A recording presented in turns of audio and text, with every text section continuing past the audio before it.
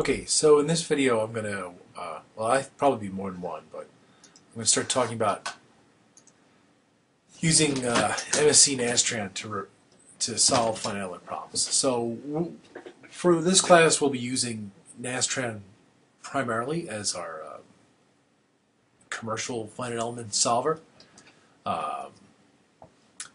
It's been around for a long time. It's probably the first real dominant commercially available finite element software. That being said, in the recent years, it's probably sat on its laurels a little bit. There are lots of other programs that do equally as well its job and are a bit more modern, arguably, like Abacus, maybe ANSYS. But it's still widely accepted.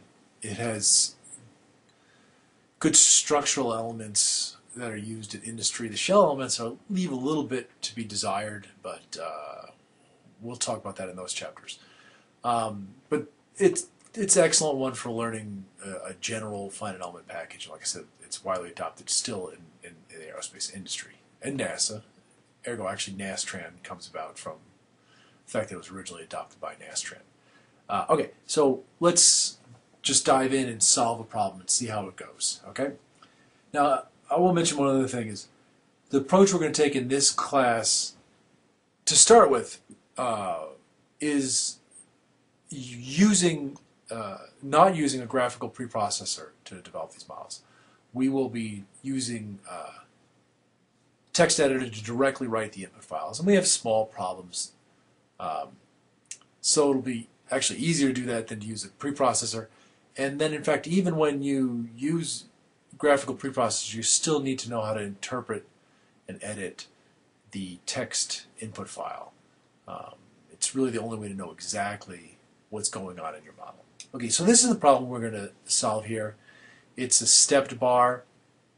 It's fixed at both ends. There's a 5 kip load at the step.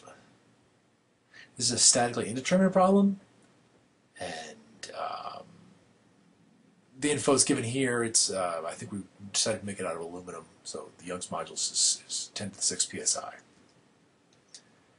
So if you look at a problem like this, in fact, we can break this down and solve it exactly with a 2-node finite element model. So below, we kind of have the finite element model schematic, if you will. And in fact, in your homeworks, when I want you to sketch the finite element model, I want you to sketch something similar to what's on the bottom figure here and stick with this sort of notation. So you can see the node numbers are given above the nodes. The element numbers are denoted with circles. The force is denoted to be applied directly onto node 2. And then also the green triangles are the nodal constraints. So you'll look and you'll see it has a little number 1 through 6. That means that triangle is constraining at node 1 and node 3 degrees of freedom 1 through 6, the 3 translations and the 3 rotations. Okay. All right. So in Nastran, you can write an ASCII input file. The extension is either BDF or DAT. It's really the same format. I'm not sure exactly why they have 2 different extensions that they adopt, but so be it. Let me actually show you, let me break out of here and show you the actual input file itself. Let's see if I can find it. So here's the BDF file, and I'll open it with a text editor. I have to mention this, though, that Word is not a text editor. Word inserts characters into here that will screw up the execution of this file when you try to run it in Nastran, so don't use Word. Notepad's fine. There's actually other programs that are better suited to doing this stuff, such as like Crimson Editor. But Notepad's fine. Everything with a $sign in front of it is a comment line, and Nastran ignores that. There's 3 main sections. The first section is very short. This is the executive control section. This basically, for our purposes, just tells you that your what solver you're using, and we'll mostly be using solver 101. The next section gives you the load cases, and we'll talk more about that later. Then there's the bulk data section, and this is where we define most of the things like elements, nodes, forces, materials, so on and so forth.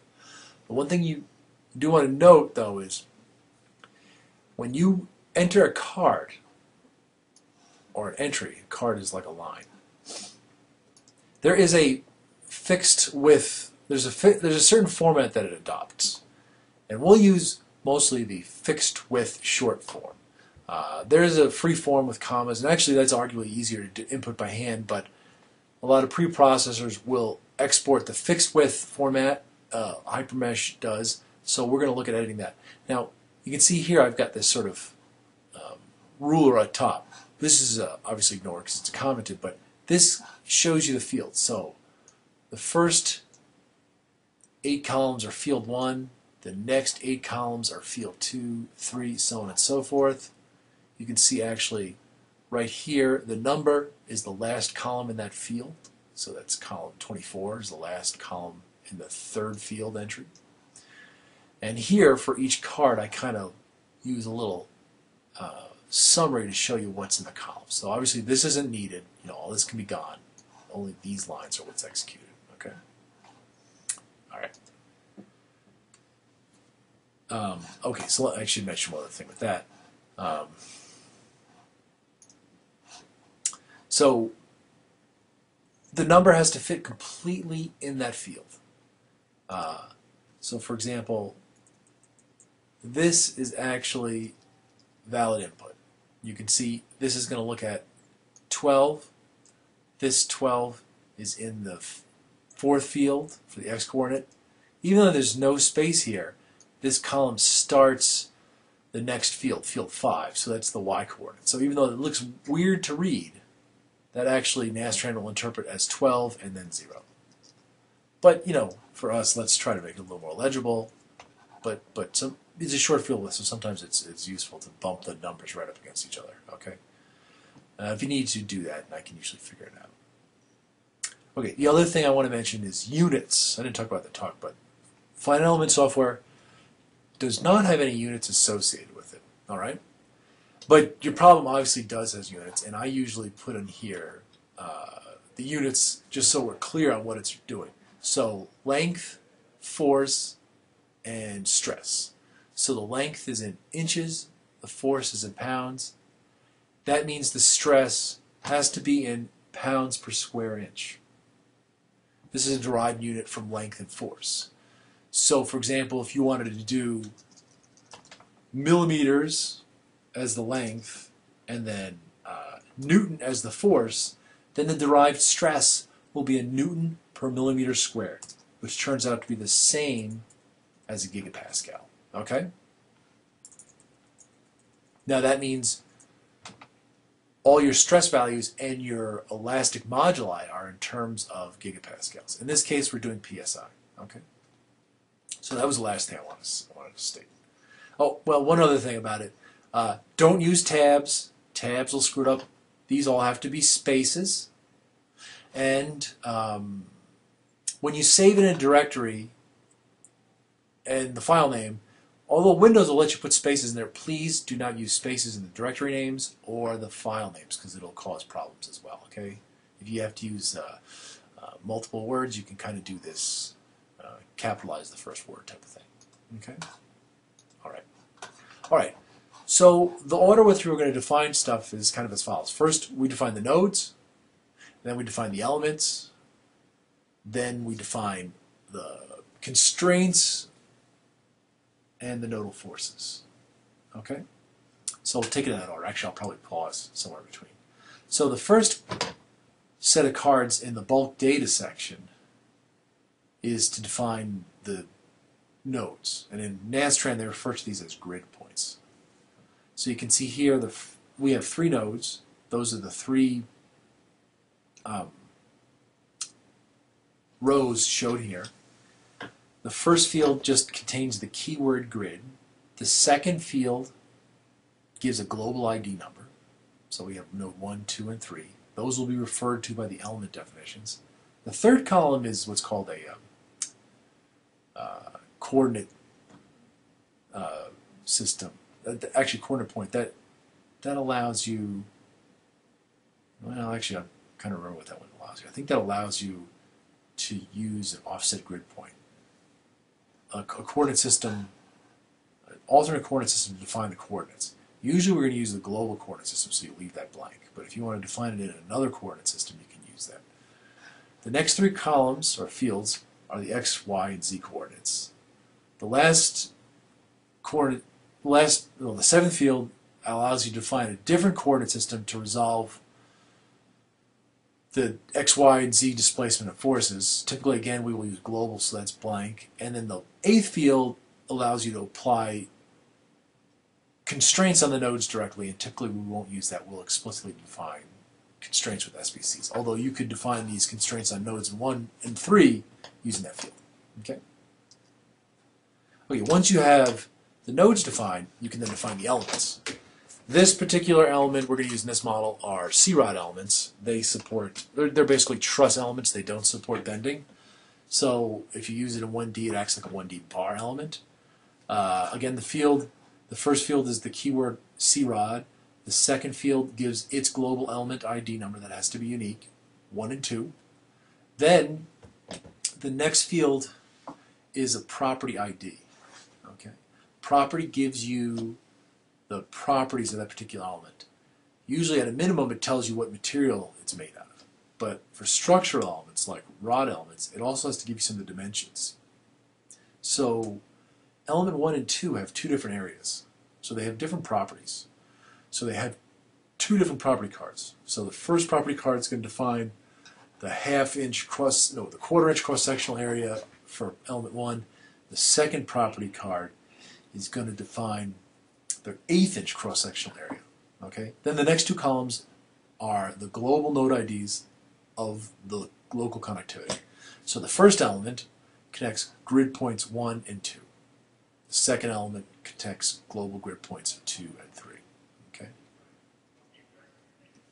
Now for each element, as I mentioned before, you have to have a property defined with it. So the property card for a rod element is a P-rod card. Okay, that's the property card. Now for a rod element, what you have to define is what material it's made out of,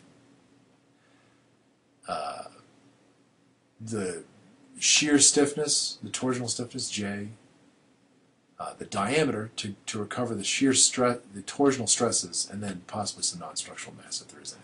So here you can see the first column is the keyword P-rod. The second column is the property ID. Then the material ID tells you what material it's made out of. They're both made out of the same material, so they both use material ID 1. The cross-sectional area, you can see there's difference. The first one has cross-sectional area of 1/4 inch, and the second one has cross-sectional area of 1/8 inch. Then it doesn't know the shape. It doesn't know that it's circular or rectangular. These elements can support torsion, so you have to put in the torsional stiffness J. In this case, it's the pi over 32 times the outside diameter to the 4th. So those are the J values corresponding. The next column we'll talk about more, but this is the stress recovery factor. So if you want to get the torsional stress is T, the torque, times the radius over J, or the distance to the point of interest. So again, it doesn't know the cross-sectional area, so you have to supply the outer distance at which to compute the torsional stress. So that's what C is. And the non-structural mass is simply just the, if you wanted to add some weight into it that's not incorporated through the regular element density. That can be, for dynamics problems. We'll leave that blank because we're not doing dynamics problems. The last one that defines the material definitions are, the element sort of definition is the material card. In this case, we're going to use MAT 1. There's different types of materials. So MAT 1 is a linear elastic type of material. And here we have a material ID number. That's the second column. Young's modulus is in the third column. The fourth column is the shear modulus. The fifth column is Poisson's ratio. The density is in the sixth column. The 7th column is thermal expansion coefficient. The 8th column is the reference temperature for 0 thermal expansion, and the 9th one is damping. Usually we're just going to be worried about columns 3 and 5 because we're going to do static problems. The other ones we don't have to worry about unless we have dynamic problems or thermal effects. It is a mistake for a linear elastic material to specify both E, G, and nu separately. There's actually a relationship we'll talk about in class between Young's modulus, shear modulus, and Poisson's ratio. They're related. If you know 2, you can get the third. So you only need to specify 2. Typically we specify E and nu. Okay. Actually, let me stop here for a second to show you something else about the cards. I mentioned it in class a couple times, but you need to start looking at the Linear Static Analysis User's Guide. Why? Because this really is the reference for writing these input files. So if you look at this PDF file, you can see most of the things we're looking at here are, say, for example, you forget the card format for a grid point. Well, you can go right under here, under grid points, and it'll show you those fields. Okay, so here are the fields, and it gives you the definition of what each one of those things are. Okay, so for example, x1, x2, x3. Those are the location of the grid points in the coordinate system. Okay. If you forget about elements, you can look at the 1D element, like for example the C-rod. This gives you the cards fields for the C-rod element, and then it always follows with the property.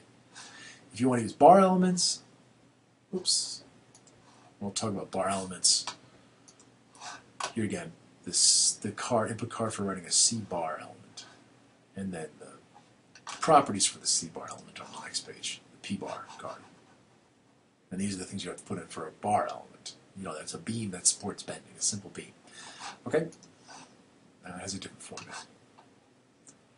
Okay, the next thing has to do with specifying the boundary conditions. And there's 2 types of boundary conditions we talked about earlier, right? These are the displacement constraints and then the load constraints. And actually, I think I'll probably pause this video here so I can get it under the YouTube limit, and then I'll talk about boundary conditions in the next video, and then we'll run it and look at the results, okay?